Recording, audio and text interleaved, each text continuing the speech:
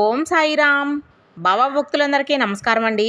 మన బాబా గారి దయ వల్ల మనందరం బాగుండాలి, సంతోషంగా ఉండాలని కోరుకుంటున్నాను ఫ్రెండ్స్. ఇక ఈరోజు మన బాబా గారు ఒక మంచి సందేశాన్ని అయితే మన ముందుకైతే తీసుకువచ్చారండి. ఆ సందేశం ఏమిటంటే, బిడ్డ ఏదని ప్రశ్నించకుండా గోమాతని తాకమ్మ, 32 గంటలలో 3 కోట్లు నీకు అందుతాయి బిడ్డ. వదిలితే 7 జన్మల పాపం తగులుతుంది, జాగ్రత్త అని చెప్పి ఏదో తెలియని సందేశంతో బాబాగారు మన ముందుకు వచ్చారండి. మరి ఆ సందేశం ఏమిటో ఈ వీడియోని ఎక్కడ స్కిప్ చేయకుండా చివరి వరకు చూడండి ఫ్రెండ్స్.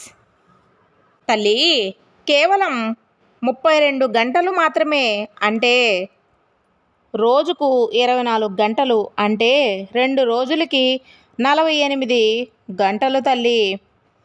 ఈ యొక్క 48 గంటల్లోపు, అంటే నీకు ఎగ్జాక్ట్గా టైం చెప్తున్నాను తల్లి. 32 గంటల్లో 3 కోట్లు, 7 శుభవార్తలు, 3 వార్తలు అనేవి నీకు ఇప్పుడు అందించబోతున్నాను. జాగ్రత్తగా వినుబిడ్డ.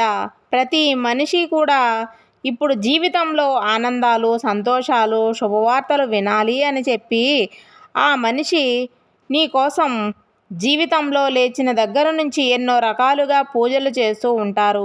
ఈ కష్టాలు దూరం అవ్వాలి, ఈరోజు ఈ వార్త వింటే బాగుంటుంది, నేను అనుకున్నటువంటి మాటలు నెరవేరితే బాగుంటుంది, నా కోరికలు నెరవేరితే బాగుంటాయి అని చెప్పి రోజు నుండి కొన్ని రకాలైనటువంటి ఇబ్బంది పరిస్థితులను నువ్వు ఎదుర్కొంటూ ఉంటావు తల్లి. అలాగే నీ యొక్క జీవితంలో ఎన్నో రకాలమైనటువంటి మనుషులు కూడా నీ ముందు నీ మాట, నీ వెనుకాల మరొక మాట మాట్లాడే వ్యక్తుల యొక్క మనస్తత్వాల గురించి గ్రహించి నీ యొక్క మంచితనం ఆసరగా వాడుకొని నిన్ను కేవలం పనులకు మాత్రమే ఉపయోగించుకొని తరువాత నిన్ను పక్కకు నెట్టివేయడం జరుగుతుంది తల్లి. మనుషులన్నిటికీ కూడా ఇది చూస్తూనే ఉంటాము.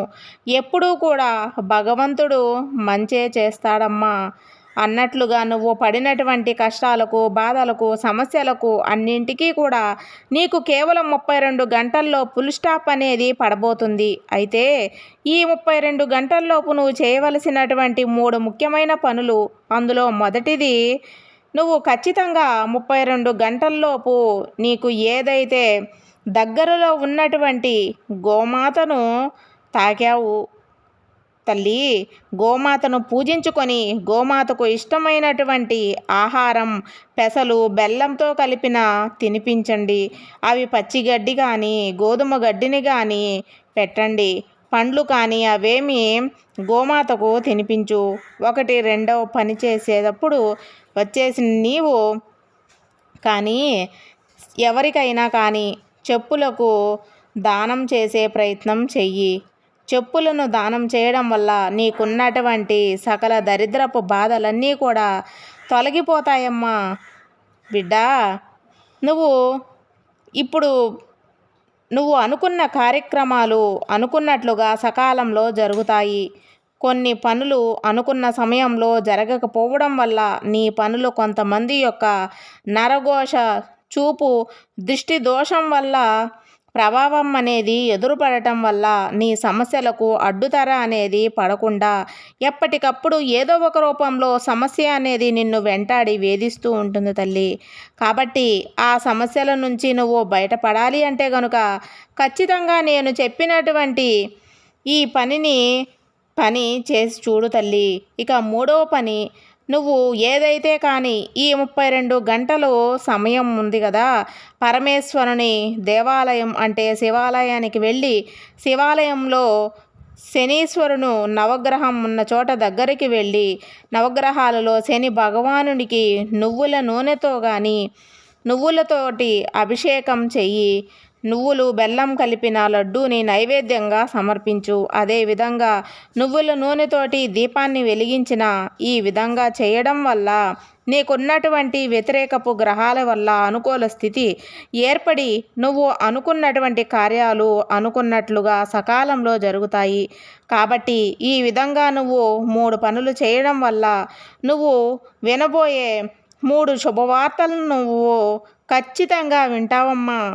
మొదటిది, నువ్వు ఎన్నటి నుంచో అనారోగ్యంతో సమస్యలతోటి బాధపడుతూ ఉన్నావు కదా, నీ ఆరోగ్యం అనేది కుదురు పడుతుంది. రెండవది, నీకు ఎవరైతే ధనం ఇవ్వాలి అనుకుంటున్నారో, ఎవరి దగ్గర నుంచి అప్పు అనేది నువ్వు ఎవరికి ఇచ్చావో వారు ఇవ్వలేదు అని చెప్పి నువ్వు బాధపడుతూ ఉన్నట్లయితే నీ చేతికి దక్కుతుంది తల్లి. ఇక మూడవ విషయంకి వచ్చేస్తే, నీ కుటుంబంలో కలహాలు అనేవి దూరమైపోయి మీ యొక్క భార్యాభర్తల మధ్య అన్యోన్యత, పిల్లల మధ్య ఇంట్లో మనశ్శాంతి, ప్రశాంతత, ఇల్లంతా కూడా పాజిటివిటీని చోటు చేసుకుంటుంది తల్లి. వృత్తి యందు నీకు ఖచ్చితంగా సక్సెస్ అనేది కలిసి వస్తుందమ్మా. ఈ 3 శుభవార్తల కారణంగా నువ్వు ఏదైనా నీకున్నటువంటి స్థిరాస్తిని గనుక నీకు ధనం అనేది, ఆదాయం అనేది కూడా దాని యొక్క రేటు అనేది పెరిగి నీకు ఒక కోరుకున్నటువంటి దానికంటే రెట్టింపు అనేది ఖరీదు పలకబోతుంది తల్లి. ఈ కారణంగా చాలా సంతోషం అనేది దక్కుతుంది. కాబట్టి ఖచ్చితంగా ఈ విధమైనటువంటి పనులు చెయ్యి. అదేవిధంగా ఈ 3 శుభవార్తలను కూడా నువ్వు 32 గంటల్లోపు విన్నావు అంటే ఈరోజు బాబాగారు మనకి చాలా చక్కటి సందేశాన్నైతే మన ముందుకైతే తీసుకువచ్చారండి. ఈ బాబాగారు అందించినటువంటి ఈ సందేశంలో ఉండే ఆంతర్యాన్ని మీరు గ్రహించాలి. మీ అందరికీ కూడా అర్థమైంది అని అనుకుంటున్నాను ఫ్రెండ్స్. ఇదండి మన బాబాగారు మన కోసం అందించే సందేశం. సర్వేజన సుఖినో భవంతు. జై సాయిరామ్.